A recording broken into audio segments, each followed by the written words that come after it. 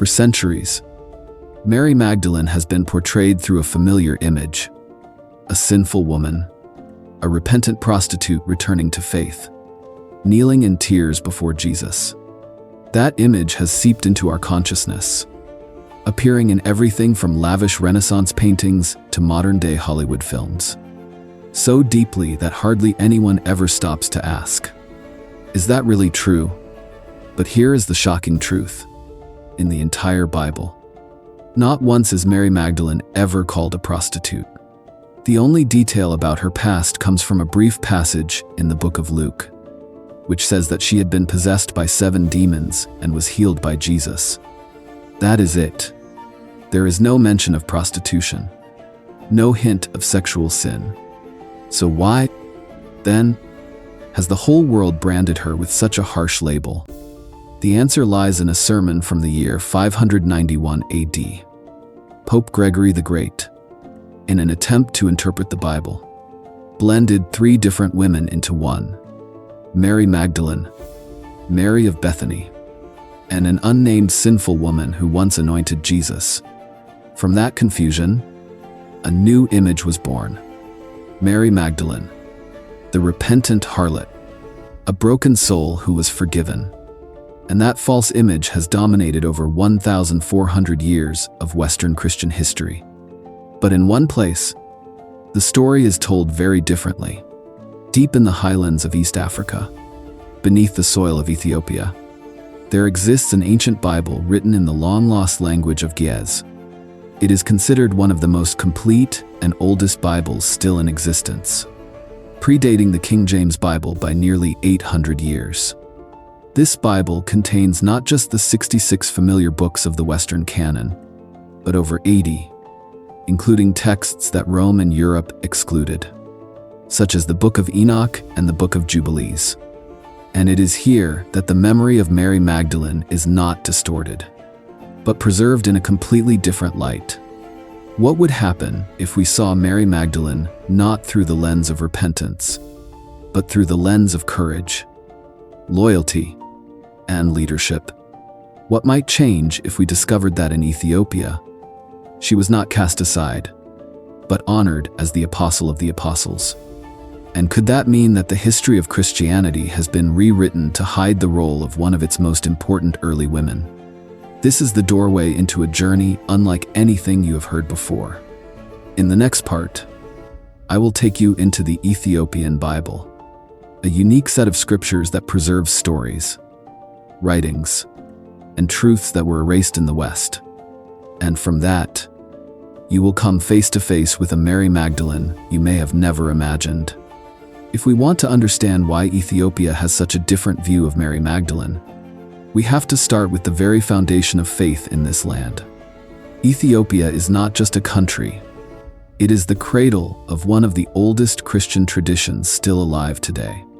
While most of Christian history passed through Rome, shaped and reshaped by councils and political needs of empires, Ethiopia followed a different path. They embraced Christianity very early, as far back as the 4th century, and held on to that tradition independently, free from Roman control. Even the language in which they preserved the Bible is part of what makes this story so remarkable. The entire Ethiopian Bible is written in Ge'ez, an ancient language that stopped being used in everyday conversation thousands of years ago, but still survives as the liturgical language of the Church. When you hold an Ethiopian manuscript in your hands, you are not just reading a sacred text. You are touching a layer of civilization that has almost vanished from the world. What makes the Ethiopian Bible truly extraordinary is not just its age or its language, but also the number and content of the books it contains. While the familiar Protestant Bible has 66 books, and even the Catholic version adds a few more, the Ethiopian Bible contains 81 books, and in some traditions, as many as 88. These are not throwaway additions. They are important texts that were once widely circulated in the ancient world, but were later rejected by Western councils. Take the Book of Enoch, for example. This is a text that tells of the fallen angels, the Watchers who rebelled and taught humankind forbidden knowledge. It had a deep influence on early Jewish and Christian thought and is even quoted in the New Testament. Yet, in the West, it disappeared from the canon, only preserved in full in Ethiopia, or the Book of Jubilees, a kind of little Genesis that reorganizes the creation and Exodus stories according to a sacred calendar, highlighting the divine order of time. And perhaps most important to Ethiopian national identity is the Kibra Nagast, the glory of the kings, which tells how the Queen of Sheba, after visiting King Solomon, gave birth to Menelik I, the very first emperor of Ethiopia, who is believed to have brought the Ark of the Covenant to African soil.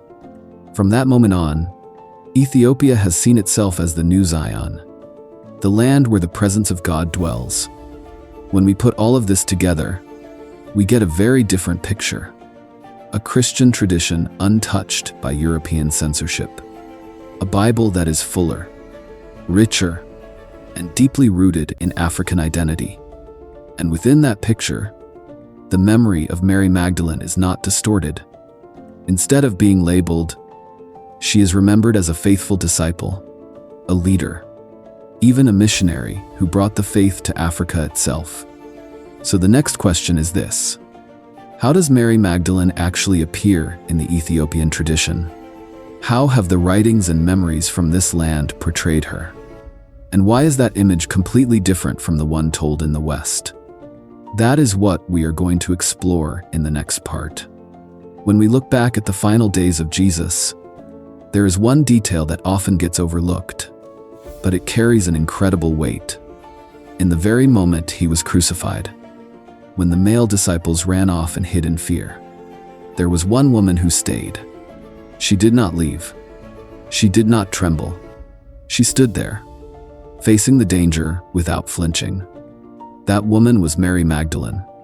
We are often told she was just a bystander, but if we read the story more carefully, her presence in the most critical moments of the gospel stands out more than anyone else's. It was she, along with a few other women, who stood at the foot of the cross. It was she who came to the tomb at dawn, while it was still dark. And more importantly, it was she who first saw the empty tomb, and who saw the risen Christ with her own eyes. While the other disciples were still confused and doubting, Mary Magdalene was the first to be given the mission to proclaim the good news. Go and tell my brothers that I have risen. Not Peter, not John. It was Mary who was entrusted with that world-changing message. That is why, in the Ethiopian tradition, Mary is not just another disciple.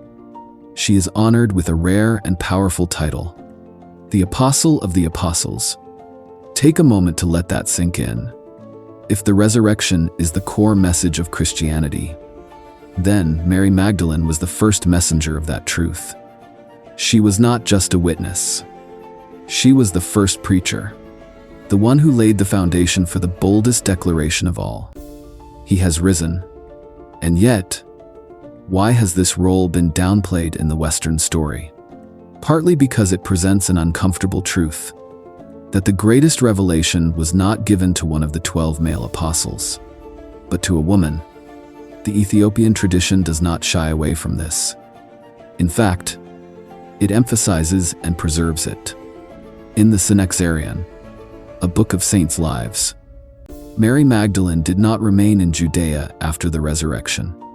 She boarded a ship, crossed the seas, and traveled south, all the way to Ethiopia, to preach the gospel. She was not just present in the beginning.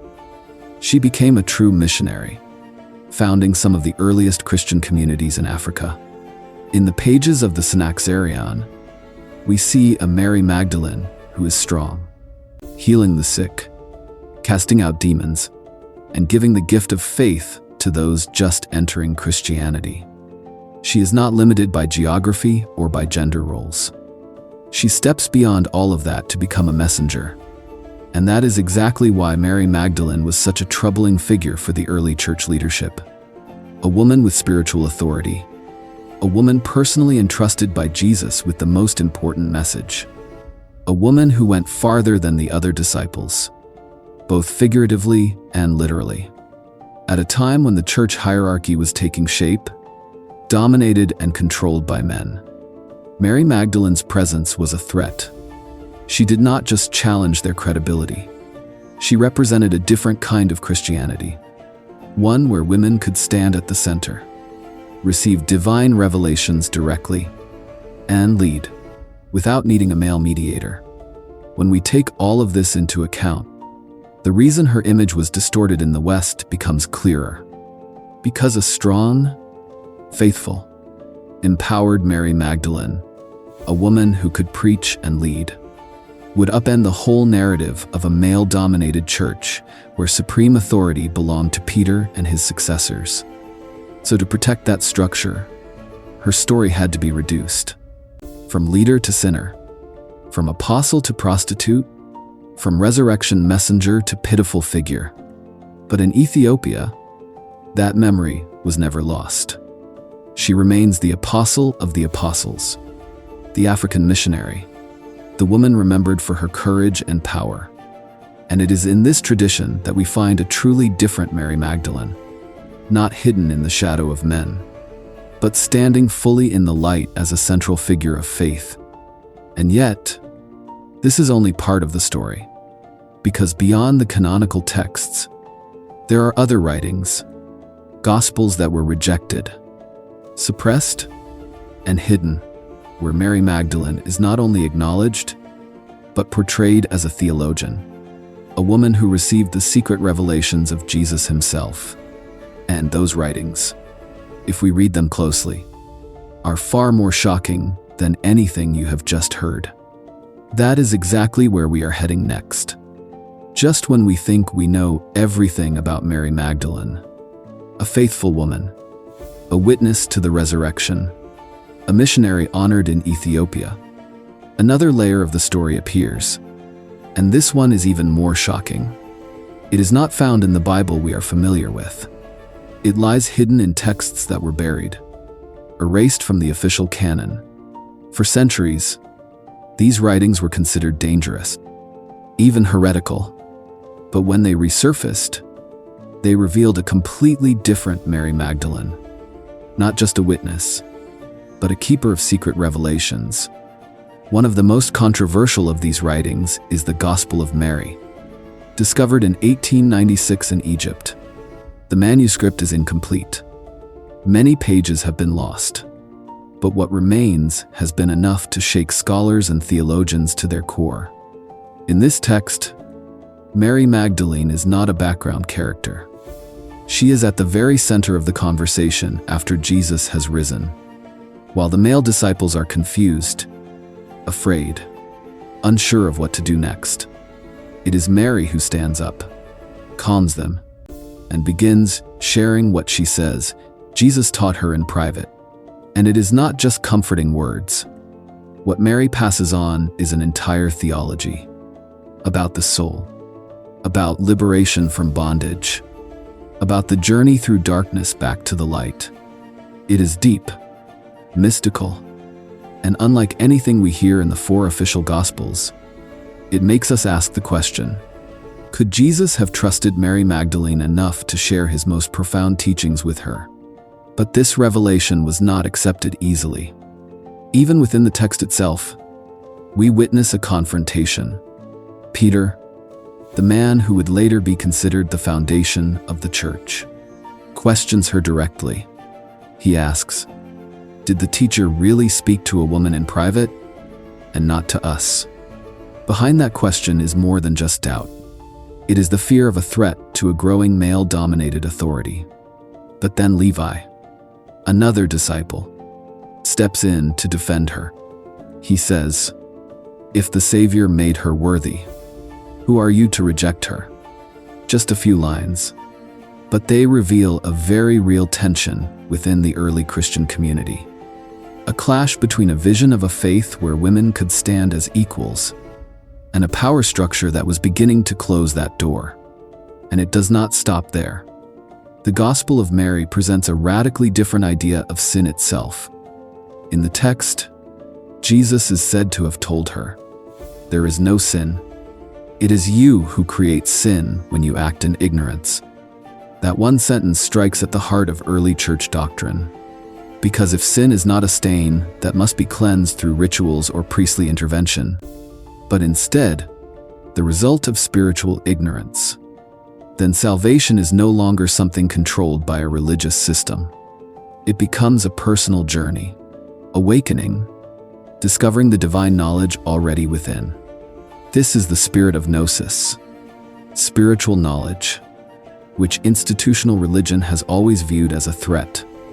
And Mary Magdalene, as the teacher of that revelation, becomes the symbol of an entirely different kind of Christianity, one where power is not concentrated in the hands of a few leaders, but shared with anyone who is able to receive the light.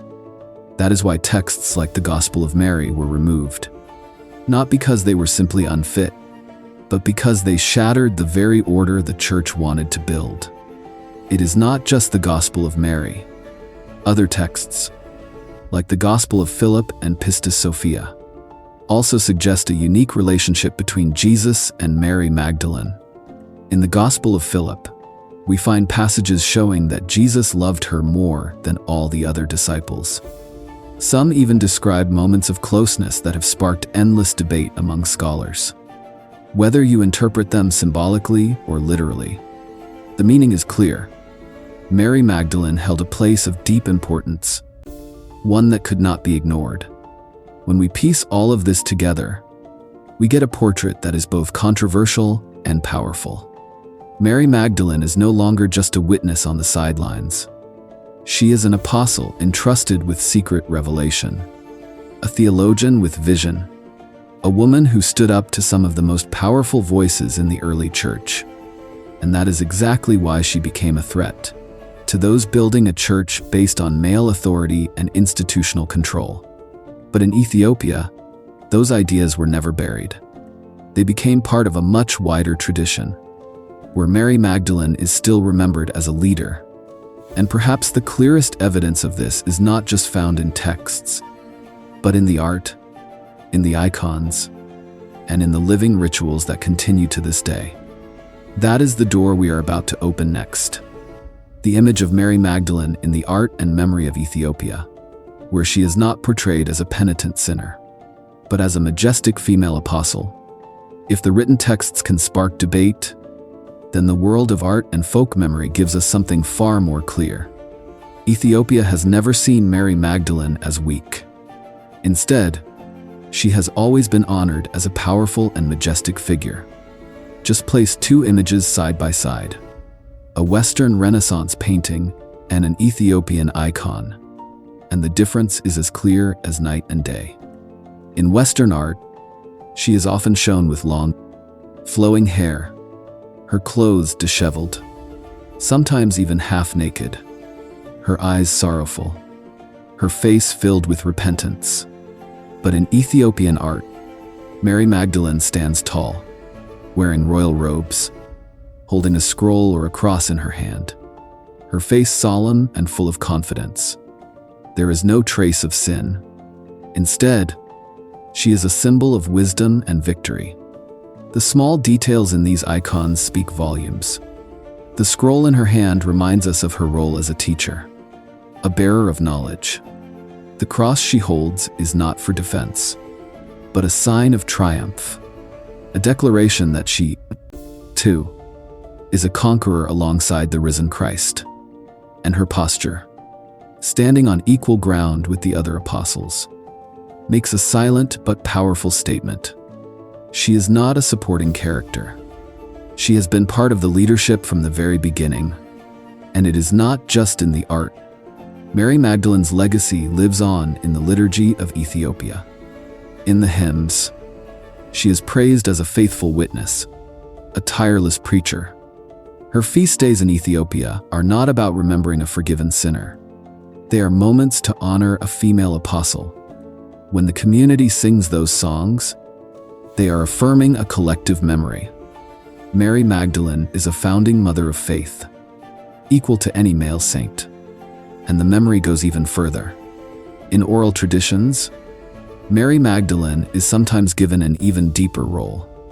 Some stories tell that after arriving in Ethiopia, she left behind a lineage.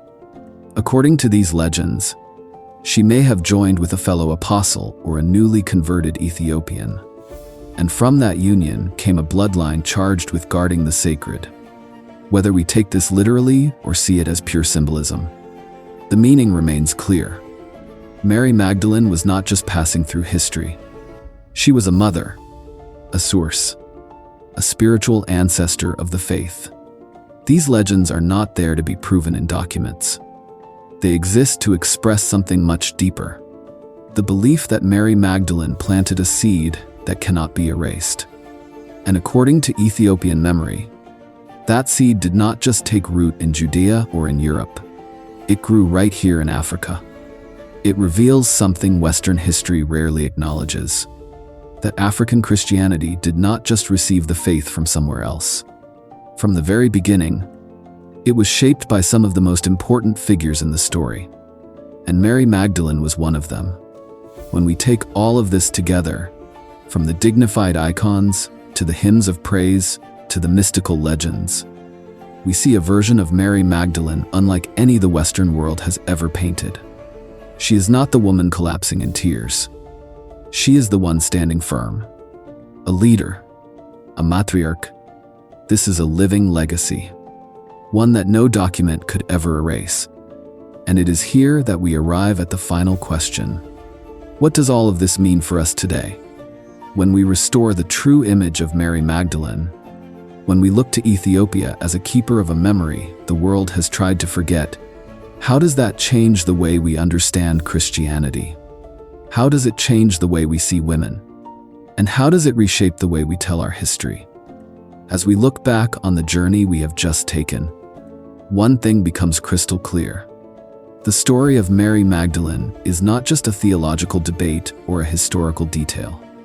It is a mirror, reflecting how memory can be distorted, how a person's voice can be pushed aside, and at the same time, how truth never fully disappears. In the memory of the West, Mary Magdalene was once turned into a symbol of weakness, as someone in need of forgiveness. But in the memory of Ethiopia, she stands as a symbol of loyalty, leadership, and courage. These two opposing images do not just show a difference in traditions. They raise a deeper question for us today. Is the history we trust really the whole truth? Restoring the true image of Mary Magdalene is not just about doing justice to one woman. It is a reminder that women have always been at the heart of Christianity, from the very beginning, not on the sidelines. It reminds us that Africa was not just a land that received the faith, but a place that preserved and protected some of its most sacred memories. And more importantly, it challenges us to look at the present moment. Are there still voices we are ignoring? Are there truths we are still silencing, just because they do not fit into the structures we are used to? Mary Magdalene teaches us that dignity does not come from what others call you. It comes from the truth you carry. They called her a prostitute, but the truth is she was an apostle. They saw her as an outsider, but the truth is she was given the most important revelation. And even though history tried to bury that, the memory remained, waiting to be spoken again.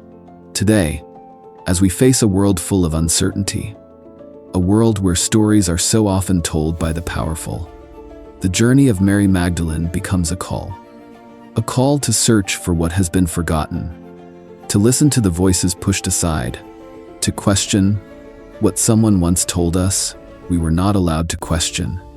Because truth has a strange kind of power.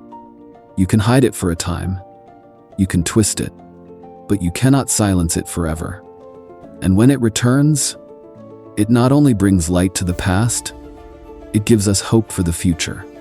If Mary Magdalene, after more than 1,000 years of being misunderstood, can have her true image restored, then maybe other truths, other memories, are also waiting to be found. And the question each of us must ask is this: are we ready to open our eyes and open our hearts to receive them? even if they shake the foundations of what we thought we knew.